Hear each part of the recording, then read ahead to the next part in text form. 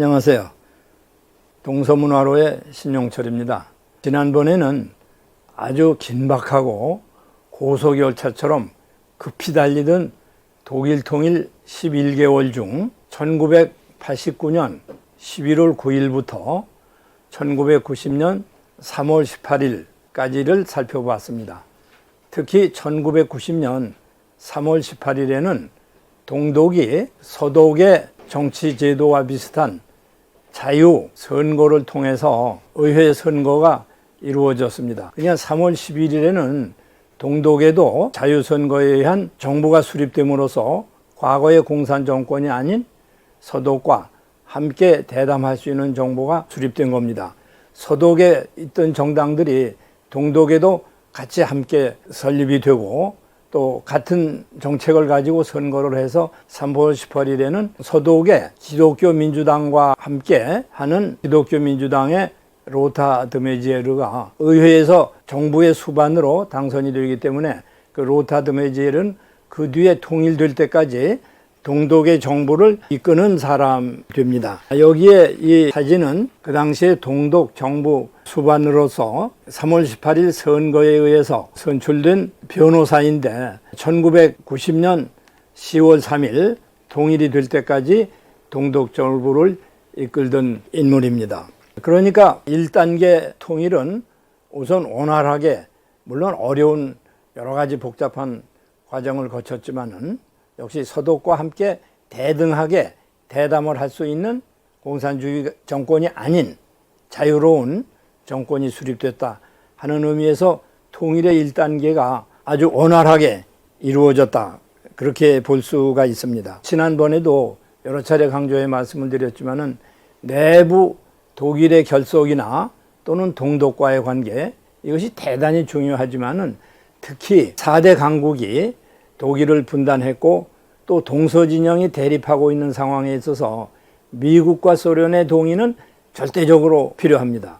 서독의 총리나 또는 외무장관들은 미국과의 관계를 등한히 할 수가 없고 대단히 빈번하게 미국의 동의를 얻는 데 노력을 합니다. 그래서 통일로 가는 결정적인 길에 있어서 아주 중요한 역할은 말할 것도 없이 헬무트 콜 총리이기도 하고 또 외무장관 한스 디트리히 겐셔입니다.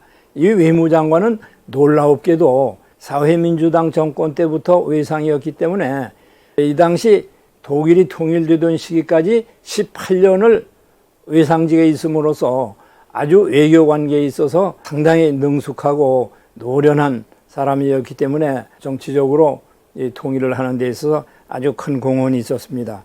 이 사람은 미국에 가서 미국의 국무장관 베이커를 만나서 그 통일의 문제에 대한 얘기를 하고 또 미국에 대해서 동의를 얻는데 굉장히 이제 노력을 합니다. 여기 조그만 사진이 있는데 그것은 겐쇼 외무장관이 미국에 가서 제임스 베이커 국무장관을 만나서 회담을 하는 사진입니다. 그러니까 우선 제일 중요한 것이 미국의 동의고 미국의 협조가 되는 거죠. 양국의 정치가들은 국내의 문제 결속, 또 분단했던 4대 강국과의 관계, 폴란드와의 문제, 조변국과의 문제들이 아주 산적해 있는데 이런 데서 항상 최선을 다하고 1989년 장벽이 무너지기 전에 사실상 통일의 물꼬를 튼 것이 동독 피난민들이 헝가리라든지 체코라든지 폴란드로 망명을 함으로써 이제 물꼬가 트여졌는데 이렇게 양국 관계가 어느 정도 원활하게 됨으로써 줄었다고 그럽니다.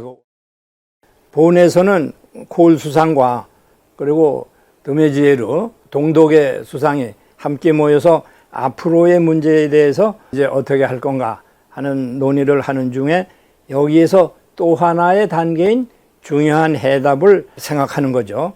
그것이 1990년 7월 1일까지 화폐, 경제, 사회의 연합을 이루자 하는 겁니다. 그것이 말하자면 통일의 둘째 번 단계가 되는 겁니다. 어떻게 보면 사실상의 통일이죠. 중요한 문제가 교육 같은 것도 들어갑니다. 벌써 이 시기에 7월 1일이 되면 교육의 통합이 이루어지게 되는 겁니다.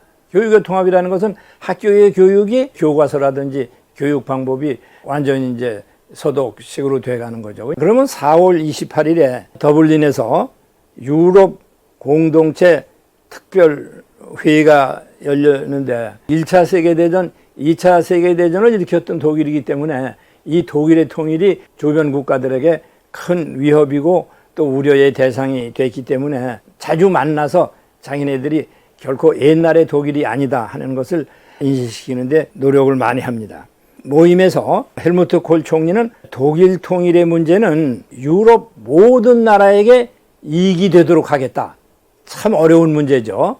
두 진영에 갈라져 있고 여러 차례 전쟁을 일으켰던 나라로서 유럽 정상회의들의 더블린에서 이 모임을 하는데 이것이 그때의 사진입니다. 유럽의 국가들은 정말 안심을 해도 되겠는가 하는 의심을 갖지만은 차츰 통일에 대해서 이제 긍정적으로 생각을 하게 되는 겁니다. 5월 5일에도 분단국의 외상들이 이사회의를 개최를 합니다. 이사회의라는 것은 동독과 서독 그리고 분단 4개국, 미국, 영국, 소련, 프랑스의 4대국의 회의가 열리는데 그 4대국 회의를 또 모여서 합니다. 그래서 이게 육자회담이거든요. 저도 그 당시에 독일에 있었습니다만은 정신없이 뛰고 정신없이 만나고 하던 모습들을 기억을 합니다. 독일의 외무장관 겐쇼는 그 자리에서 말하기를 독일은 앞으로도 모든 국가에 있어서 이익이 되도록 활동을 하겠으며 그러나 소련 외상은 불신을 합니다. 왜냐하면 서독은 바로 반대의 그 나토의 가맹국이었고 그쪽이 주동이 되기 때문에 불안을 떨치지 못하고 있었죠. 모스크바는 5월 18일에 아주 중요한 합의 조인이 됩니다. 그 합의라는 것은 뭐냐 하면 콜 총리와 동독의 드메지에르 참석한 가운데 서독의 재무부 장관 테오 바이겔, 동독의 재무상 발터 롬베르크 이 사람들이 서명을 하게 됩니다. 화폐와 경제와 사회 통합을 7월 1일을 위해서 이루자 하는 서명입니다. 사실상의 국가 통합이죠. 아직 완전한 국가 통합은 아니었다고 하더라도 국가 통합으로 가는 아주 중요한 단계였습니다. 동서독 재무장관이 서명을 하고 콜 총리와 동독의 드메지에르 수상이 옆에서 보고 있습니다. 콜 수상은 이 자리에서 자유롭고 통일 독일이 탄생하는 중요한 시간이다. 그런 얘기를 하고 동독 드메지에르 수상도 이제부터는 동쪽이니 서쪽이니 동독이니 서독이니 하는 것이 우리 역사에서 영원히 사라지게 됐다. 축하의 말을 합니다. 그러나 사실 이렇게 굉장히 중요한 문서의 사인임에도 불구하고 조용하게 이루어집니다. 독일의 중요한 조약이 이렇게 짧은 시간에 조용하게 평화적으로 이루어진 것은 놀라운 일이다. 장벽이 허물어진 지 불과 개월 9일 만에 사실상의 통일이 이루어지는 겁니다. 여기 보시는 이 사진이 바로 부시 대통령과 콜 총리의 만남입니다. 콜 총리는 부시와의 회담에서 독일의 통일은 우리들을 위한 행운이다. 그 얘기는 미국과 독일을 위해서 행운이 될 거다 하는 것을 얘기합니다. 2차 대전의 적국이었지만은 이제는 오히려 같은 편에 대해서 소련과의 공동 대응하는 우방이 된 거고 또 통일이 되면서 그 문제는 더욱더 구체화한다고 볼 수가 있겠습니다. 6월 7일, 8일에 이르면 나토의 외상회의들이 다시 또 열리고 독일의 통일에 대해서 차츰 주변의 국가들 그리고 외상들이 긍정적으로 태도를 결정합니다. 물론 소련과의 문제는 아직도 좀 미진한 문제가 많이 있습니다만은 우방국가, 특히 서방국가와의 관계들은 대체로 긍정적인 평가를 받게 되는 거죠. 독일 통일에서 동서양진영 문제뿐만 아니라 가장 심각하게 어려운 문제가 폴란드의 국경 문제라고 그랬습니다.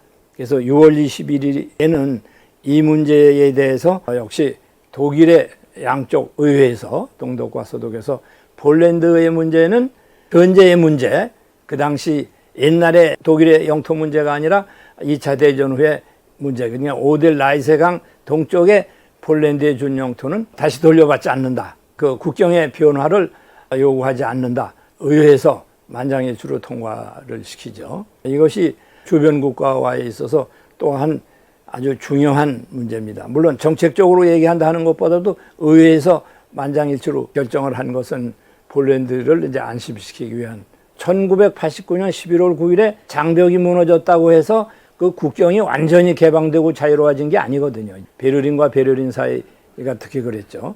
그래서 이때 이제 7월 1일을 기해서는 그 국경의 초소라든지 하는 게 다 없어집니다. 완전히 그냥 교육의 통합이 이루어지고 그 다음에 여행을 갈 수 있고, 제가 그때 베를린에 있었는데 드레스덴을 버스로 1일 여행이죠. 1일을 갔습니다. 그 상당히 긴장이 됐죠. 왜냐하면 그쪽이 동독이니까. 그 버스에서 어떤 얘기가 있냐 하면 동독을 가기 때문에 아마도 여권에 도장이 찍혀야 될 거다, 동독에. 그런 얘기를 해요. 그러니까 함께 탄 우리 대학교 교수 한 분이 굉장히 근심을 하더라고요. 우리나라 들어가지도 못하지 않냐. 그래서 제가 웃으면서 그런 얘기를 했습니다. 아이고, 더 좋습니다. 어차피 조금 있으면 통일이 될 텐데 거기다 도장이 찍히면 여권이 굉장한 가치가 있는 유물이 될 수도 있습니다. 그랬는데 버스를 탔는데 사실은 뭐 도장을 찍어주질 않아서, 이제 동독의 프락시스라는 잡지인데 1990년 2월 잡지입니다. 노란 거로 둘러싸이는 것은 보리삭이거든요. 그리고 가운데 망치라든지 낫이라든지 그런 게 있었는데 그게 없고 이제 시위가 일어난 모습이죠. 그러니까 동독이 대혼란에 빠졌다 하는 이 문제에 관련돼서 제가 하나 느낌을 말씀드리면, 그때 제가 동독의 교육 잡지를 보니까 동독의 교육 잡지에서 뭐라고 그랬냐면 동독 교육 코바디스, 동독 교육이 어디로 갈 것인가. 그 당시 7월 1일 이제 방학입니다. 방학인데 이 방학이 끝나면 중고등학생들의 책상 위에 새로운 교과서들이 배분되어 있을 거다. 그 교과서의 윤리라든지 역사라든지 경제라든지 이런 것을 보면 지금까지 배운 것이 아니라 전혀 다른 내용의 교과서가, 학생들은 그것을 보고 깜짝 놀랄 거다. 왜냐하면 지금까지 배운 거와 전학기에 배운 거가 달라졌기 때문에. 더 큰 문제는 이 교과서를 누가 가르칠 수 있느냐 하는 문제입니다. 새로운 교과서가 왔는데 그거를 가르칠 수 있는 교사가 없다는 거죠. 교사도 교육을 못 받았으니까. 그래서 농담 비슷하게 하는 얘기가, 같은 선생님이 전학기에 가르친 거를 새 학기에 거짓말로 바뀌었다고 할 수 없으니 학교와 학교끼리 교사나 바꾸면 어떻겠냐 하는 것을 쓴 것을 봤습니다. 역시 우리가 통일이라는 것이 그렇게 어렵습니다. 베를린 장벽은 붕괴됐습니다만은 그 베를린 안에서 구역이 있습니다. 동베를린에서 서베를린 오는 데는 검문소가 있습니다. 그 검문소를 찰리 검문소라고 그래요. 이게 1990년 6월 23일자 신문입니다. 여기에서 이 사진을 보시면 빌리 브란트가 서 있고 그 양쪽에는 군사령관이 가르치는 게 있습니다. 그럼 가르치는 게 뭐냐 하면 그 동서 베를린을 갈라놓았던 검문소를 기중기로 번쩍 들어가는 모습을 보면서 가르치는 겁니다. 그럼 이 검문소는 어디로 가느냐? 제가 그때 방송을 들었습니다. 박물관으로 갑니다. 역사 속으로 간다 하는 것을 아주 재미있게 박물관으로 간다고 이제 표시를 했습니다. 이것도 또 그와 관계된 그 같은 날짜 디벨트 신문입니다. 이것이 그 당시에 이렇게 번쩍 들어 올리는 그런 사진입니다. 제목은 이렇게 되어 있습니다. 모스크바하고 동맹국들은 베를린을 6개월 후에 떠나야 한다. 독일 사람들은 눈에 보인다든지 눈에 보이지 않는 문제라든지 여러 가지를 우편엽서 포스트카드로 잘 만들죠. 그것도 역시 포스트카드로서 추수 찰리, 제목이 추수 찰리입니다. 찰리요 안녕, 분단된 검문소요 안녕, 그런 얘기죠. 이 검문소를 철거하기 위해서는 거기에 관계되었던 사람들이 와야 됩니다. 이제 우선 4대국의 사령관이 있죠. 군사령관, 점령 지역이니까 군사령관, 그 다음에 대사들, 외교관, 이런 사람들. 그래서 그 사람들이 여기 모여서 검문소 철거식을 하는 거죠.